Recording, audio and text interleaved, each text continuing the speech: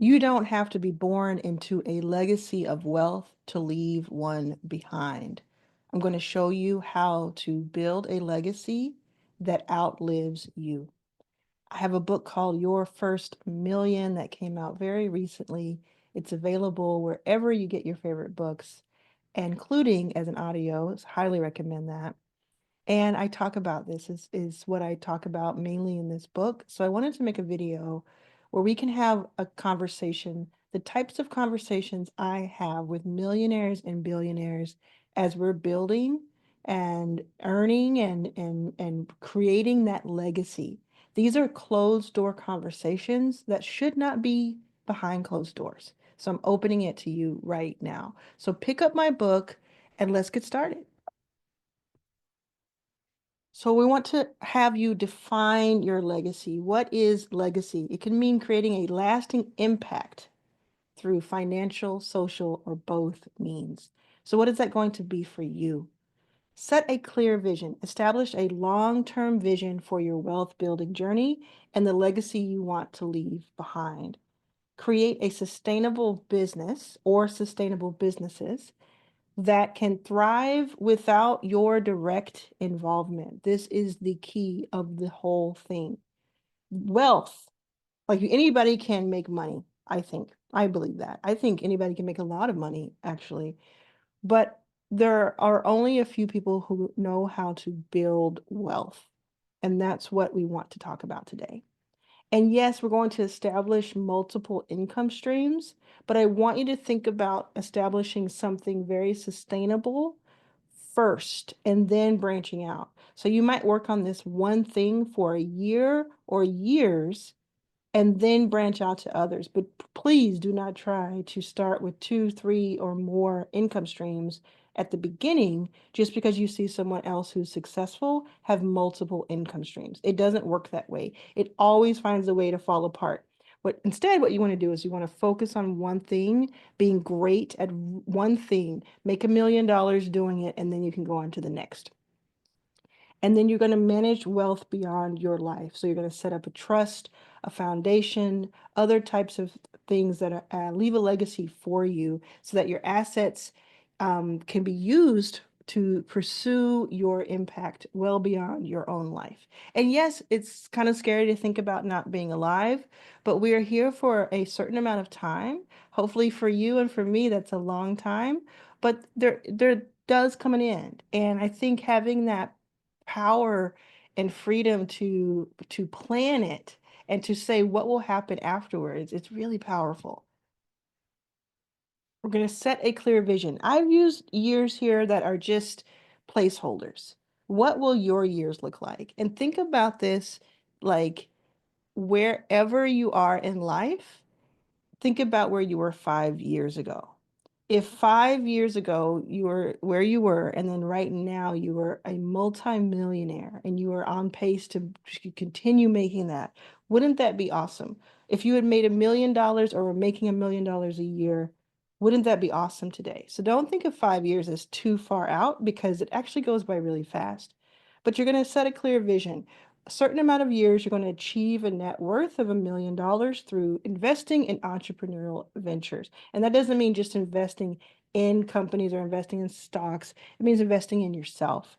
In 7 years, for instance, you could establish a thriving family business that can be passed down to the next generation. And what I mean by that is you're going to start a business now, pick up your chops, get your chops up, and then you're going to create this as something that can be passed down.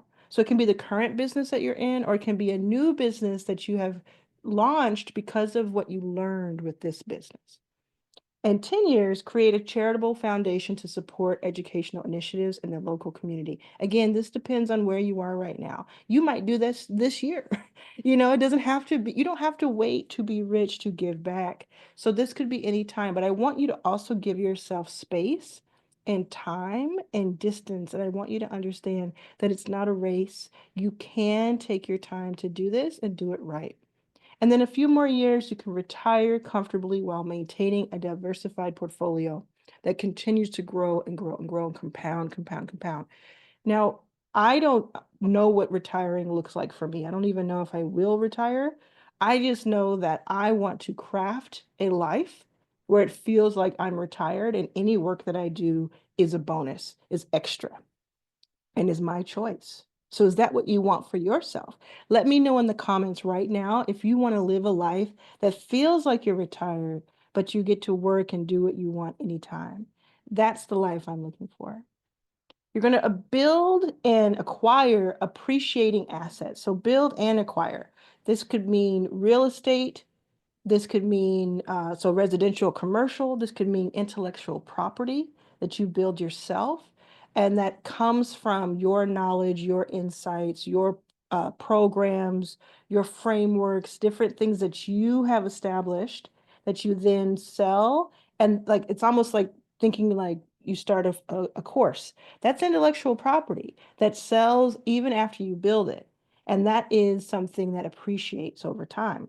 Real estate appreciates over time in most cases, and stocks and bonds, precious metals. I'm not an investing expert, so I'm not going to go into any of this, but I can tell you that intellectual property is my favorite on this list. Create a self-sustaining business. So you're going to develop systems and processes inside of your business that can operate efficiently without your direct involvement. Why is that important? Well, we're talking about a legacy.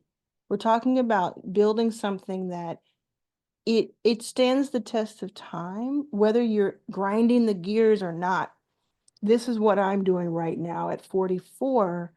I have built Backstage Capital, which is a venture capital firm that I launched when I was homeless more than a decade ago. And we have invested in more than 200 companies. We have raised tens of millions of dollars, deployed that capital into underestimated founders, as we call them, across tech, across retail, consumer. There we have all kinds of frontier technology. It's just health tech, fintech. It's the most amazing, amazing feeling and ability to do that, even though it's not been easy. And I've always thought, and I've said this for years, that Backstage needs to be able to live even without me, spinning the wheels constantly every day. And so very recently, I made the announcement that I'm stepping down as managing partner of Backstage from the day-to-day work, and that I'm now leading the advisory board. And there are other people partnered with us and other members of my team who are now taking it to its next level. So I bring in opportunities for us, but I do not work day to day. I do not get into the weeds. I have built a legacy at Backstage that allows Backstage itself to have legacy. And therefore, not any one person, including me, has to be there all the time to make it work. And in fact, it will be most likely, in my opinion, bigger and brighter than ever before in these next 10 years because I'm stepping away and saying, I have a limit of what I can do for this company. And I think that these other people can do more for it. That's what you want to build, in my opinion. That's what you want to build. The feeling of it is immeasurable. Now I get to go out and just tell the world about it. Go to backstagecapital.com, check it out, look at all those founders and all the technologies and innovations that they're building. And let's see what happens in the next decade. That foundation was set. I built a capable team, and I didn't even build it, to be honest. I attracted the team, which is something that you will be able to do as you build your legacy. I attracted the team, and the team built itself. The team has taken it to the next level. But you can build your legacy so that you don't have to be there every waking moment if you can get the right people attracted to it. And then we establish clear roles and responsibilities. Everybody knows what they're doing, what their role is, what their benefits are, and there are systems in place. I'm not the best at this. Other people have done really great jobs of this. This is why you want to have really amazing people around you who love doing this type of thing and are good at it. And that's what I've done. And there are systems in place. There's all kinds of behind the scenes stuff. It takes a lot to run a $30 million venture fund. It takes a lot to do that. And then you're going to foster a culture of ownership and accountability where employees, partners, etc., feel empowered to take ownership of their work and are held accountable for their actions.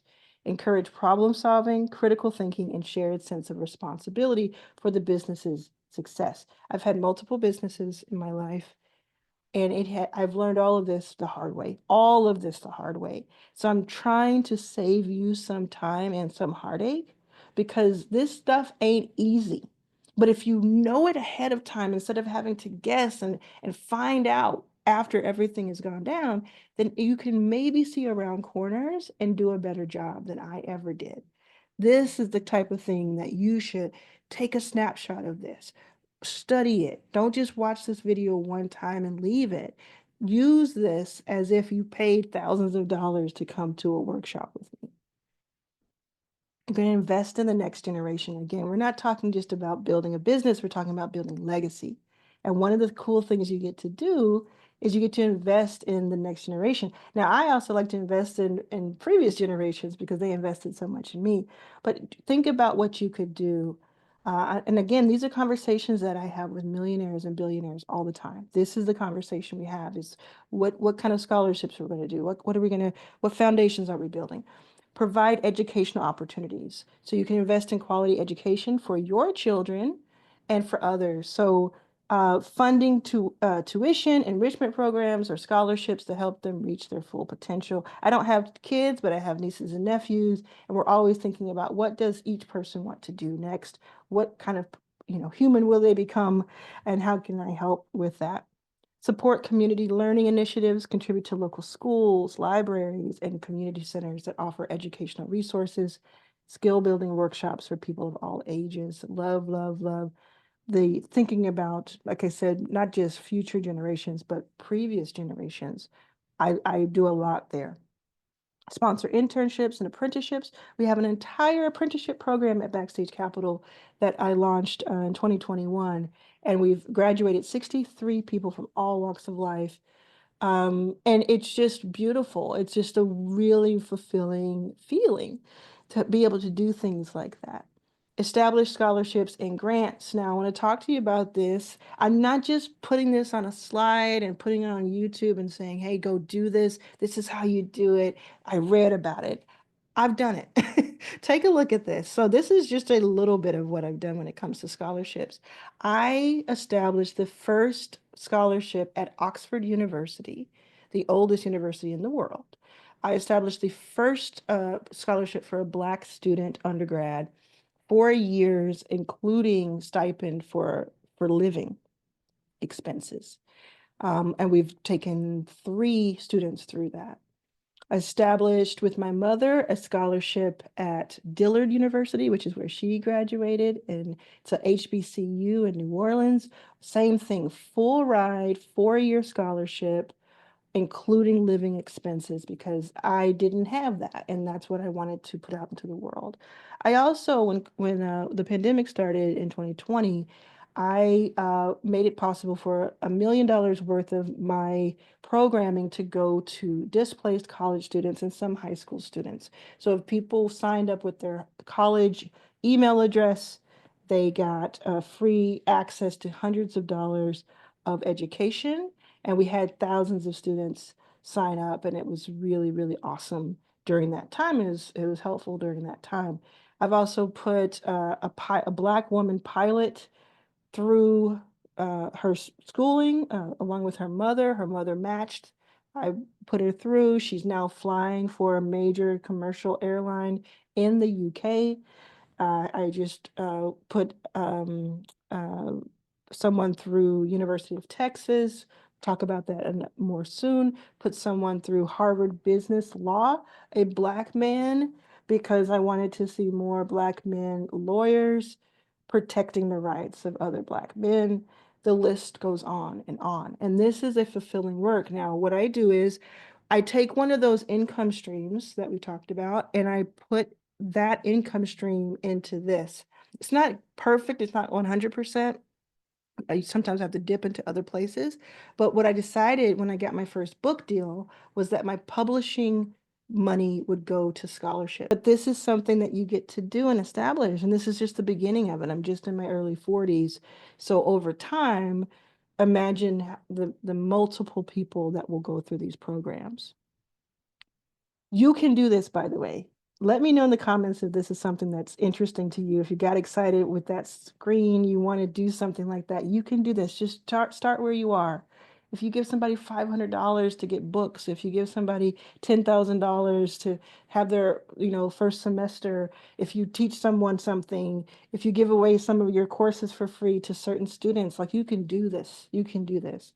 And I want you to also formalize your legacy plan. So you can start a trust or a foundation, which again, I've started a foundation as well, a personal foundation. We also now have a foundation at Backstage Capital.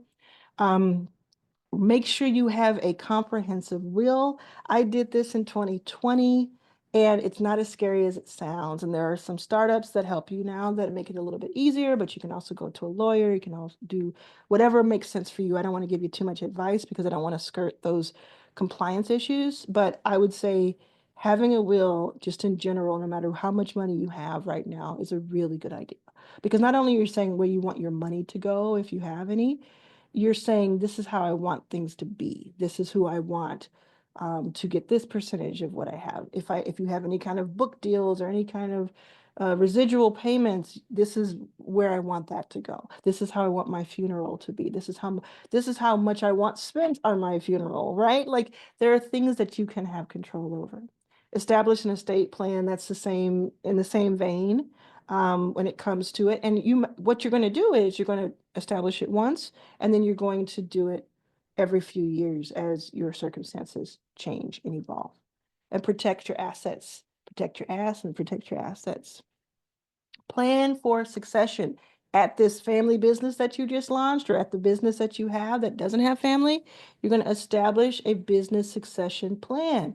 So you want to make sure that your business has a plan in place to identify the next generation of leaders who can continue your vision. That may be your child, or it may be someone who you're just mentoring, older than you, younger than you, but you want to have options for if anything happens, or if you just want to do what I did and kind of go live another life and go kind of live life fuller and not be bogged down by the day to day. And hey, I'm going to hand off my baby to college and see it graduate. Transition asset ownership. So develop a plan to gradually transfer your ownership of your assets to your heirs.